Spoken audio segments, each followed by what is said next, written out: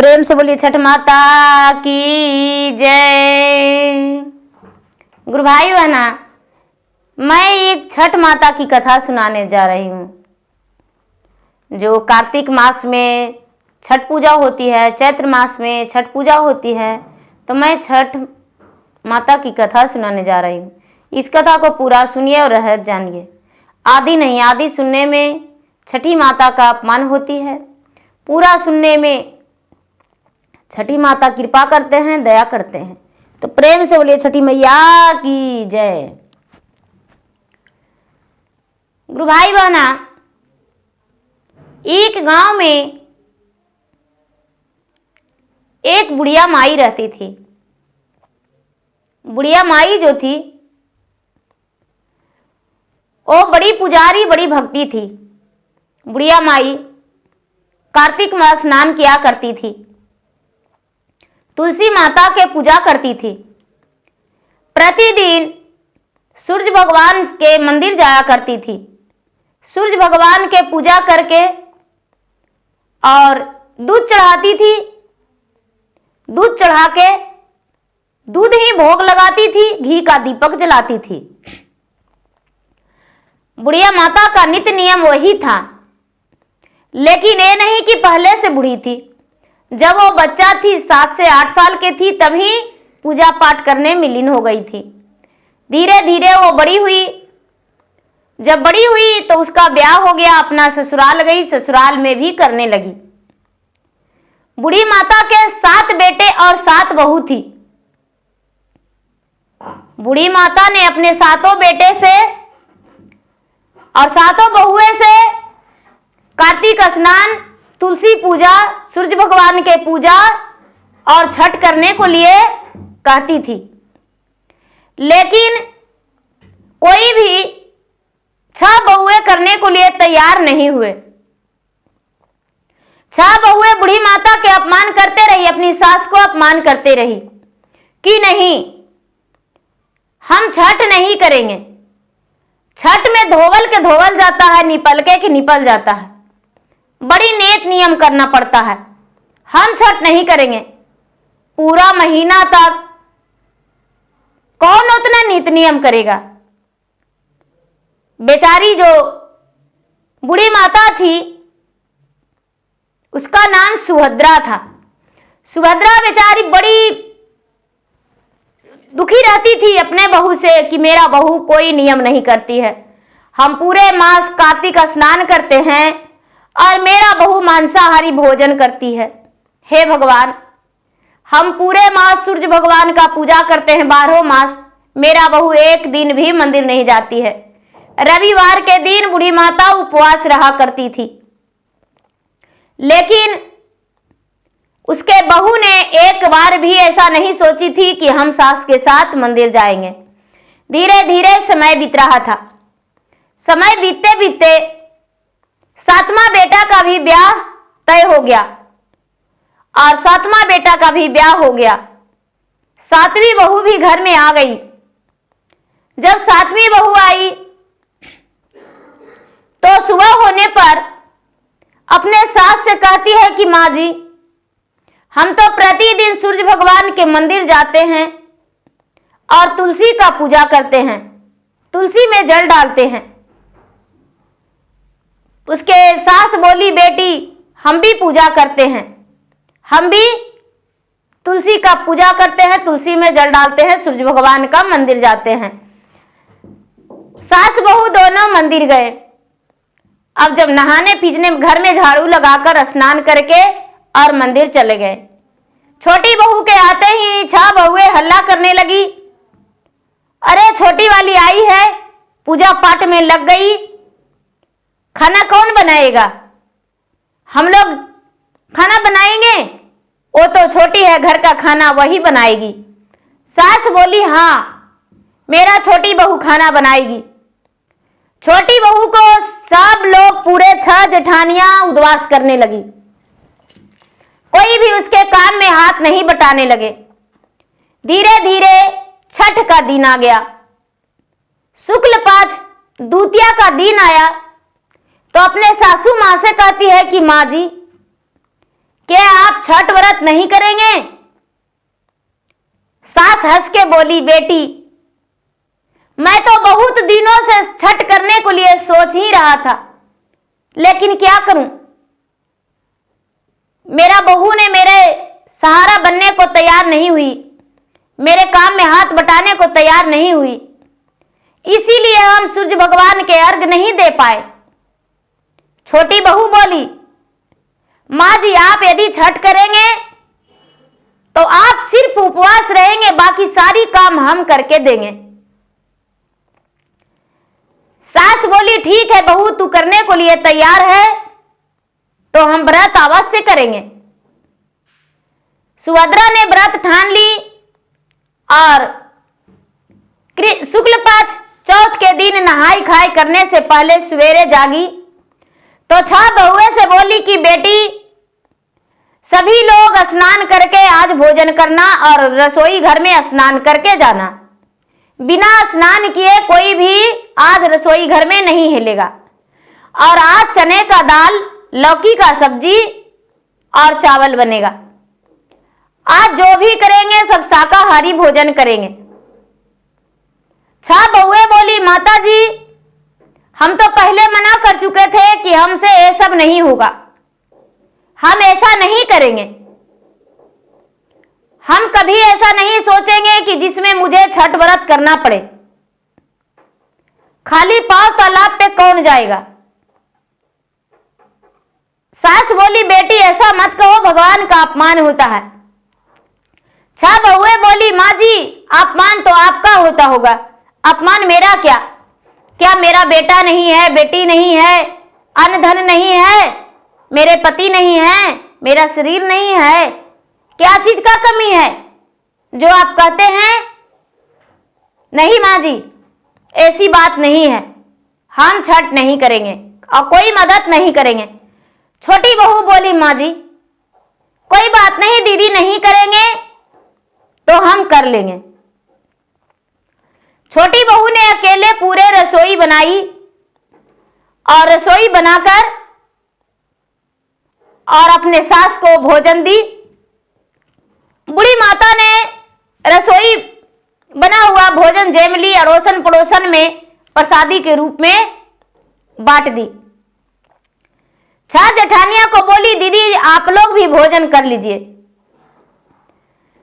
जो छह बेटे थे वो भी कहने लगे, माँ हम लोग छठ करने को लिए मना किए थे, इतना पैसा कहां से आएगा तुम्हारे लिए? फल फलहरिया, सूप, दौरा, पलटा, घी, सब प्रकार के खर्चा हैं, इतना कहां से आएगा? झूठ के 5,000 रुपया खर्चा हो जाएगा। छोटा बेटा बोला, भैया आपको नहीं करना तो मत कीजिए, हम बस मां से व्रत करवाएंगे और मां का व्रत का अपमान आप मत कीजिए। सब लोग बोले कि तो ठीक है, तुम्हारा पत्नी भी पुजारी है, मां भी पुजारी है, तो ऐसा है कि छठ में जो भी हो रहा है ठीक है, उसके बाद घर में बंटवारा हो जाएगा, क्योंकि इतना खर्च बेमतलब का हो रहा है, हमसे नहीं सहा जाएगा। छह बेटा और छह बहुए एक तरफ हो गए। नहाई खाई तो पूरा हो गया। जिस दिन लोहंडा होता है, खीर बनता है, शाम के लोग लोहंडा करते हैं, खीर बनाकर खाते हैं। दीदी उस दिन तो शुद्ध शाकाहारी भोजन करना चाहिए सभी लोग के, जिनके घर में व्रत होता है वो भी, जिनके घर में व्रत नहीं भी होता है वो भी। तो छह बहुए अपने अपने में बात की कि अरे देखते हैं व्रत कैसे पूरा होता है, हम लोग बाजार चलो और बाजार से कुछ अच्छे अच्छे सामान खरीद कर लाएंगे और हम लोग खाएंगे। जाके बाजार छह बहुए आराम से छोटी छोटी मछली खरीद ली और मछली खरीद के और घर ले आई। शाम का समय था, जिस समय बहू के आने में शाम हो गया, घर पे छह बहुए बाजार करने गई और छह बेटे भी साथ में थे।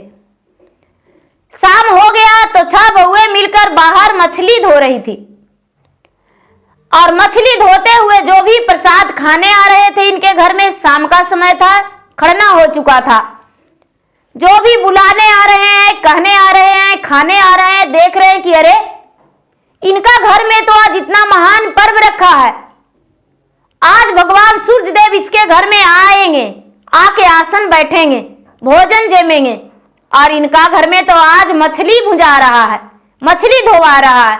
वाह, कैसे बेटे हैं, कैसे बहू है, हे भगवान। इनकी माता इतना नित नियम करने वाली है और बेटा और बहू ऐसा। आज मल्लाह भी जो होता है, मछुआरा भी, वो भी मछली जाल से नहीं निकालता है, गंगा जी में उसे तैरने को लिए छोड़ देता है। लेकिन इन लोगों ने तो आज इतना गलत काम किया है कि भगवान इसे माफ नहीं करेंगे।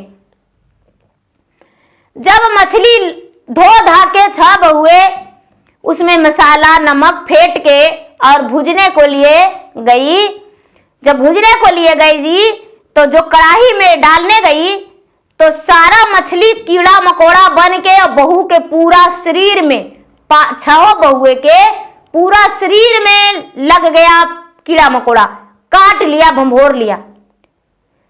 उस समय जो सास थी वो खरना करके आंगन में बैठ चुकी थी और आंगन में ही ये मछली भूनने को तैयार हुई।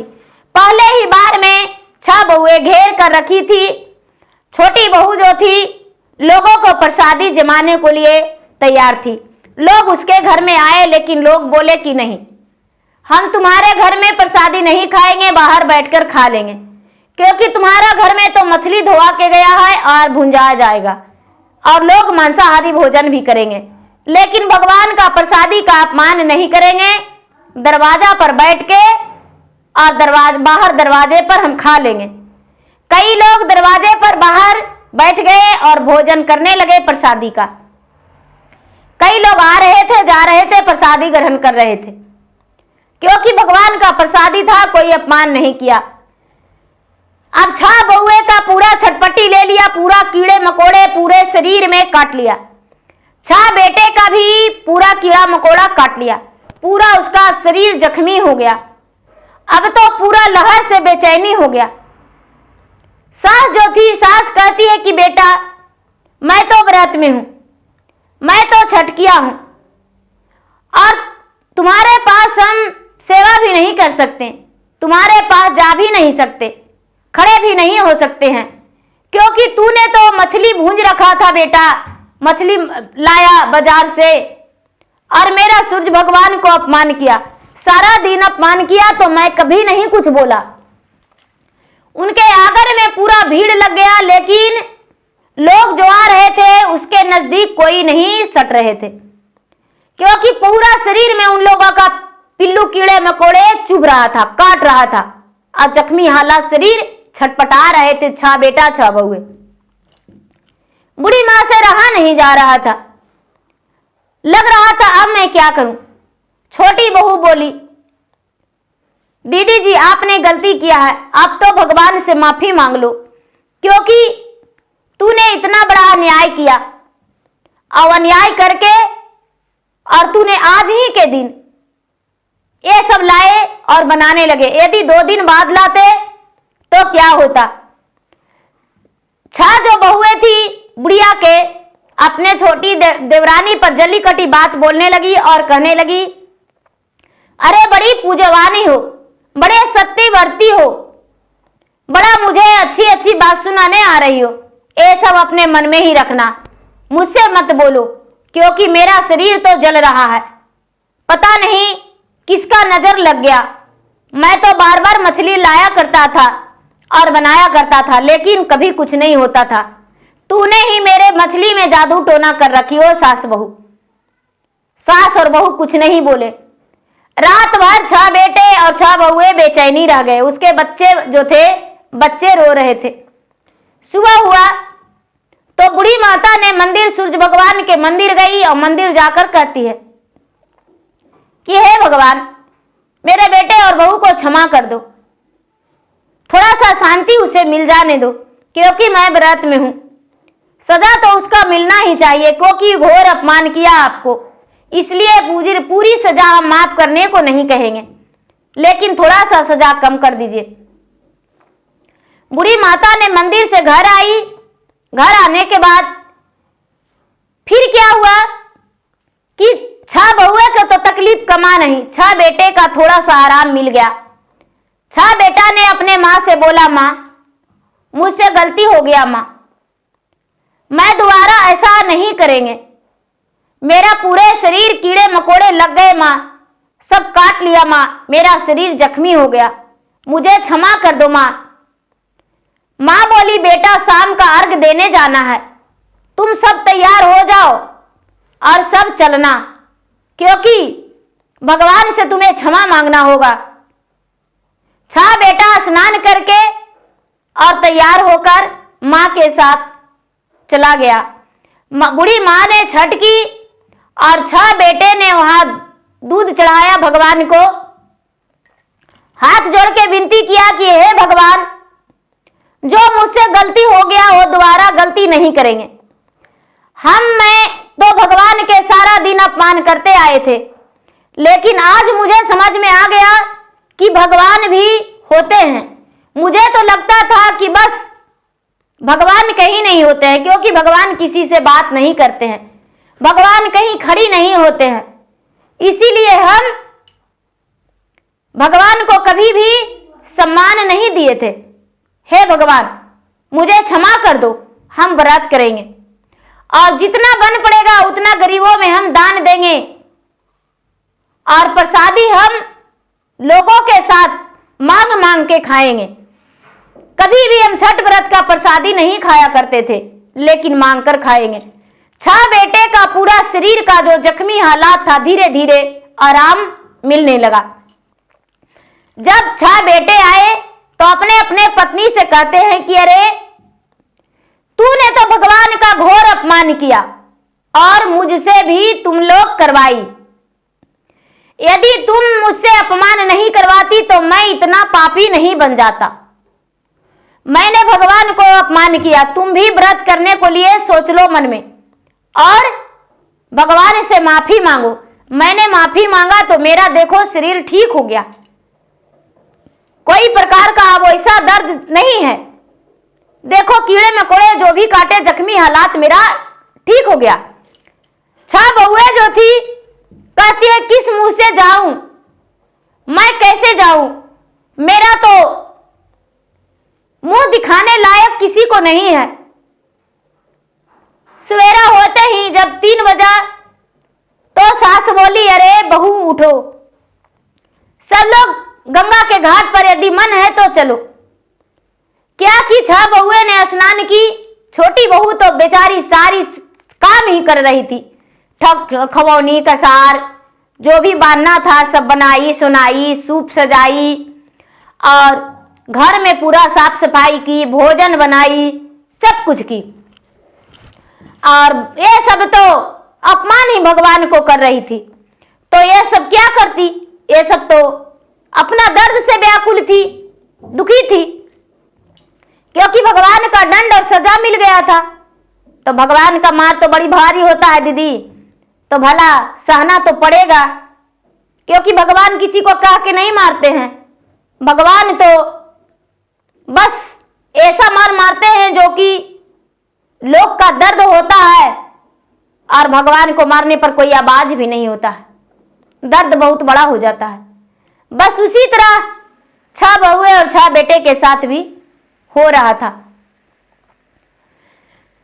6 बहुएं अपने सास के सामने स्नान ध्यान करके और कहती है कि माँ जी मैं कैसे जाऊं, मैं कैसे जाऊं, मेरा शरीर तो ऐसे हो गया, पूरा जख्मी हालात है।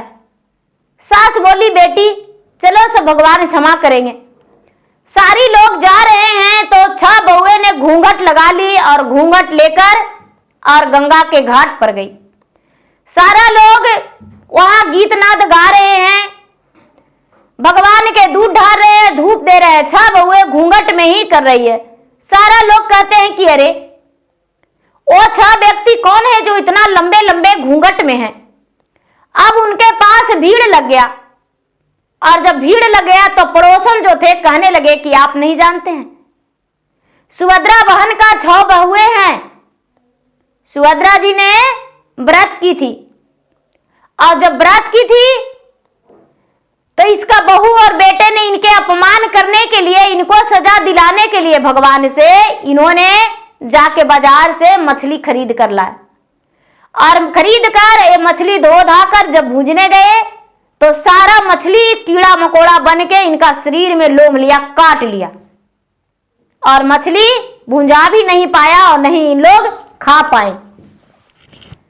दीदी सारा लोग वहां कहने लगे कि राम राम राम राम राम, छी छी छी, कैसा इंसान आप हैं जो इतनी बड़ी अपमान अपने सास को, अपने देवरानी को करने चले थे।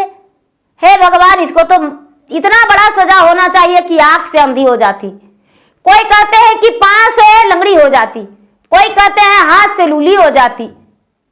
बड़ी तरह तरह के लोग सवाल उठा रहे थे।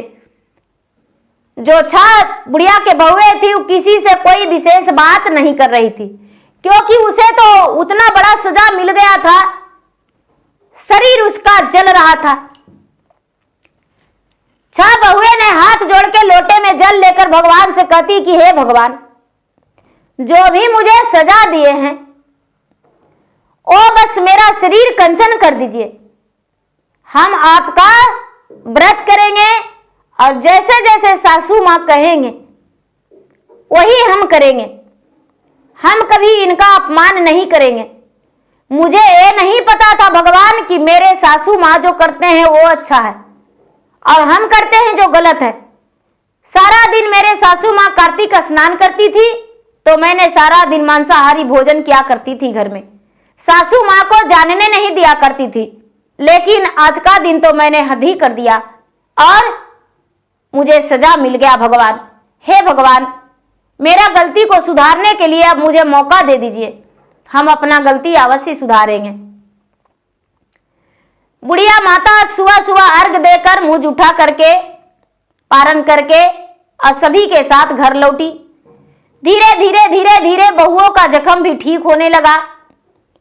बहू जो थी, बहू अब प्रतिदिन सास के आज्ञाकारी बहुएं बन गई। छोटी बहू से ज्यादा कोशिश करने लगी इन 6 बहुएं कि हम सास के इतना आज्ञा के पालन करेंगे कि जो कि मुझे कभी सजा नहीं मिले। धीरे धीरे समय बीतता गया। कोई भी व्रत करती बूढ़ी माँ तो साथ में 6 बहुएं भी करने लगी।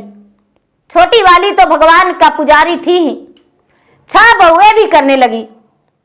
और धीरे धीरे समय आने पर फिर से कार्तिक मास का छठ आया। कार्तिक महीना आया तो 6 बहुएं गंगा जी के घाट पे अपने सास के साथ स्नान करने जाने लगी और तुलसी में जल डालने लगी, तुलसी माता को पूजा करने लगी, सूर्य भगवान के मंदिर जाने लगी और मंदिर जाके पूजा पाठ करने लगी। जब शुक्ल पक्ष तृतीया के दिन आया तो अपने सास से कहती है कि माँ जी, आपको याद है ना, आज तृतीया का दिन है और कल चतुर्थी का दिन है। कल हम लोग स्नान ध्यान करके और व्रत करेंगे, सभी लोग व्रत करेंगे। सास बोली, बेटी सभी लोग व्रत मत करो, 4 इस बार करो तो 4 पिछला बार करना, अच्छा रहेगा। 7 बहुएं बोली, नहीं माँ जी, अब हम लोग व्रत करेंगे, अब आप व्रत नहीं करेंगे क्योंकि आपका शरीर जो है बुढ़ापा हो गया। सास बोली, भला इससे अच्छा क्या होगा, जिसके बहुएं व्रत करने को लिए तैयार है उसके सास को कोई जरूरत नहीं, बस हम तुम्हारे साथ रहेंगे। 3 बहुएं व्रत की और 4 बहुएं उसके साथ काम करके और व्रत करवाई। 7 बेटा ने बाजार किए, फल फलहरिया लाए और बुढ़िया के 7 बेटा 7 बहुआ और पोता पोती बुढ़िया सभी मिलकर बाराती की तरह गंगा के घाट पर जाकर अर्घ दिए। वहां लोग देखने वाले दंग रह गए और कहने लगे कि अरे ये तो वही बूढ़ी माता है ना। लोग कहने लगे, हाँ, जिनका बहू और बेटे ने मांसाहारी भोजन किया था, अपमान किया था व्रत को। सारा लोग बोले, हाँ ये वही बूढ़ी माता है। सारा लोग कहने लगे कि बूढ़ी माता के बेटे और बहू को सूर्य भगवान ने जब इतना बड़ा दंड दिए तो इनका ज्ञान भी हो गया। सारा लोग हंसने लगे और कहने लगी, हे भगवान, जो इसको बेटे और बहू 6 बेटे और 6 बहू को ज्ञान दिए, वो किसी को मत दीजिएगा ज्ञान। जो छोटी बहू और छोटे बेटे को ज्ञान दिए वैसा ज्ञान सबको दीजिए। हे भगवान, आपको चरण धोने को लिए मैं सदा जीवन भर तैयार रहूं और आप मेरे साथ जीवन भर आशीर्वाद बना के रखिए। सभी लोग छठ व्रत करके घर आए। बुढ़िया के सातों बहू बेटे पोता पोती सबको आए और उस दिन से बुढ़िया के घर में खुशहाली जीवन बीतने लगा। घर में अन्न धन की बढ़ंती होने लगा और घर में सब जो भी एक दूसरे के बात मानने लगे। कभी भी कोई भी एक दूसरे से अनवन नहीं रहने लगे। सब एक ही चूल्हा पर भोजन बनाते थे, एक ही जगह भोजन बनाते थे और एक ही जगह सब भोजन करते थे। सब इकट्ठे होकर रहने लगे। तो देखिए गुरु भाई बहना, जो भी व्रत करते हैं घर में, यदि मिलजुल के करते हैं, अच्छे करते हैं तो बहुत अच्छा लगता है। लेकिन अगर जो नहीं भी व्रत करते हैं तो भगवान के अपमान मत कीजिए। चढ़लई कार्तिकवा सूरज देवा कैली ध्यान। चढ़ले कार्तिकवा आदित्य देवा कैली ध्यान। लाल का चुंदरिया सूरज देवा करबए पालट। पियारी चुंदरिया आदित्य देवा करबए पालट। लोटे जल पनिया सूरज देवा तुलसी रे पटाय। लोटे जल पनिया आदित्य देवा तुलसी रे पटाय। घिया के अर्घिया सूरज देवा देवो सांझे सुवेर। घिया के अर्घिया सूरज देवा देवो सांझ सुवेर।